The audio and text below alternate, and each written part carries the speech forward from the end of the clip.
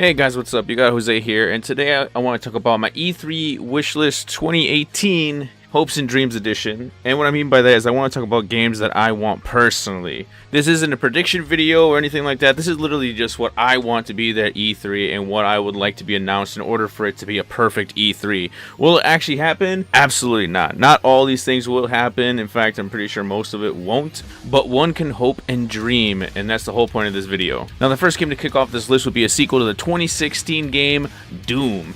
Now, I hate games that feature men with guns. I'm not a big fan of Call of Duty, Battlefields, or anything like that. To me, they've gone so generic and so, like, the same recently or the last, 10 years, ever since Call of Duty 4 came out, that I've basically lost interest in the whole genre. But Doom is special in that it takes a lot of the things that happen with modern day first person shooters and basically throws them out the window. It's fast and it's intense and I love it, and I would love to see a sequel come out sooner than later for it, and if I had to, I would sacrifice Ridge himself to Satan in order to get that sequel. Now, I love Doom's campaign, but I'm not a big fan of the multiplayer, but I do love Blizzard's Overwatch. Overwatch is a really great game to play because of the team aspect to it. Team compositions, playing with your buddies, it's awesome. Honestly, when you look back at Blizzard and most of their recent games, it's pretty obvious that they're in the competitive spirit, and that's why I would actually love Blizzard to try their hand at an actual fighting game. They've teased us in Overwatch in the arcade area, but I think this can actually be a real thing, I'm not a fan of Dota 2, League of Legends, or anything like that, but I would love to see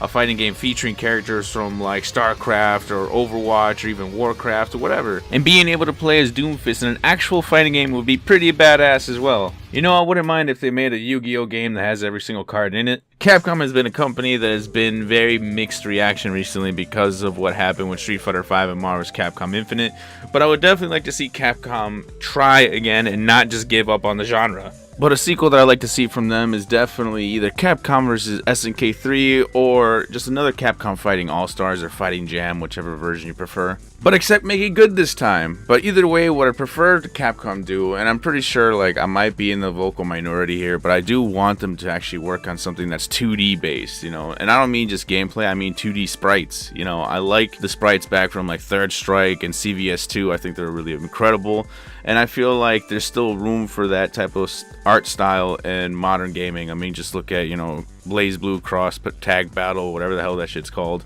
And if anything, I just want Capcom just to revert back to their old sensibilities in terms of making fighting games. Make it a little bit more complex. Give me the 3 layers of complexity and what makes the game challenging and fun. Focus more on the art aspect of it. Make it look unique. Make it look awesome. Make it look like an experience that you got, out of a 90s arcade or something. I know, Max on, Maximilian Dude has been saying this a lot recently, and I 100% agree with him, and that's why I'm going to toss it up in this list right over here. There we go, all snug. But enough about Capcom's failures. Let's talk about their successes, and oh my god, I would like to see some more Monster Hunter World. Monster Hunter World has definitely sucked up probably most of my time this year of the 2018. I really love the game. It's a lot of fun, but I do feel like it's a little bit low on content. Even then, low content Monster Hunter still took out at least 150, 200 hours out of my life.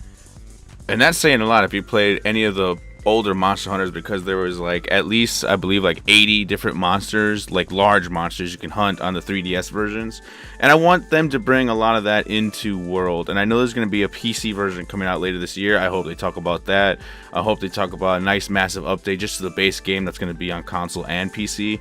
I wouldn't mind starting over on scratch with the PC version, but I do hope they have some sort of transfer feature of data. I kind of doubt it's going to happen, but that'd be super awesome. But just as much as they plan to support Street Fighter V supposedly all the way up to 2020, I really want them to support this game of Monster Hunter World for as long as they can. Eventually I do want a sequel, but for right now, they do have a really amazing base game, and if they just build off it, my god, man, it'll be a perfect game. The closest thing you get to perfect in modern day gaming.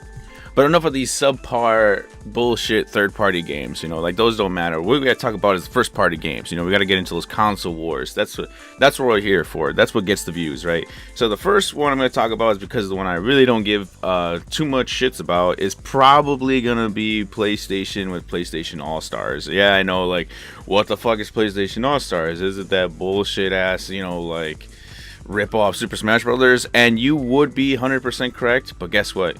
You are 100% correct. Yes, it was a bullshit ripoff version of Super Smash, but it was definitely a fun bullshit version, ripoff of Super Smash. I did enjoy the game, so I wouldn't mind if they actually came out with a sequel. It'd be pretty cool, like especially with today's environment, But like with PlayStation, it was definitely just a cool game just to get together, playing it with Raiden and BioShock Dude and all the other characters that weren't actually PlayStation exclusive characters, But yeah.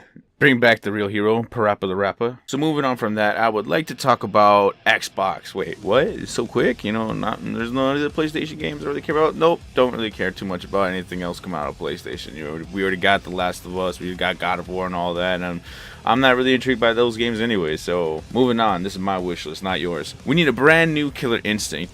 KI and Xbox One was actually updated for like 4+ years, like that was a lot of content coming out for one game, and it was amazing, it was super great. But I would like KI to be a little bit more relevant these days, especially since Street Fighter V still kicking, like one of the reasons Mr. Xbox himself, Phil Spencer, didn't actually pick up on like the Street Fighter V exclusivity deal is because, he said like, why would we want, Street Fighter if we already have KI? Well, like continue pushing KI then, like one thing we've talked about before and I would still love to see, and that would be awesome if they announced it at this E3, would be MK versus KI, like bring on the Mortal Kombat characters, Killer Instinct characters. In many ways they parodied Mortal Kombat to begin with, so it'd be great for them to actually clash for the first time on the field.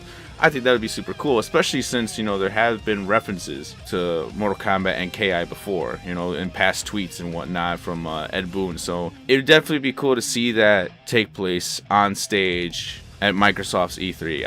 I would definitely, pick up whatever new system they release for it or whatever, or if it's just on PC, I'll just get it on PC because, the PC Master Race. Something else I'm also looking forward to for this E3 for Microsoft would definitely be Turbo Tunnel, the video game. You guys are definitely going to get your Halos. You guys are definitely going to get your Gears. Like this is the time for the real games, all right? This is for the time for the big boys here. And I definitely want Banjo-Kazooie to come out.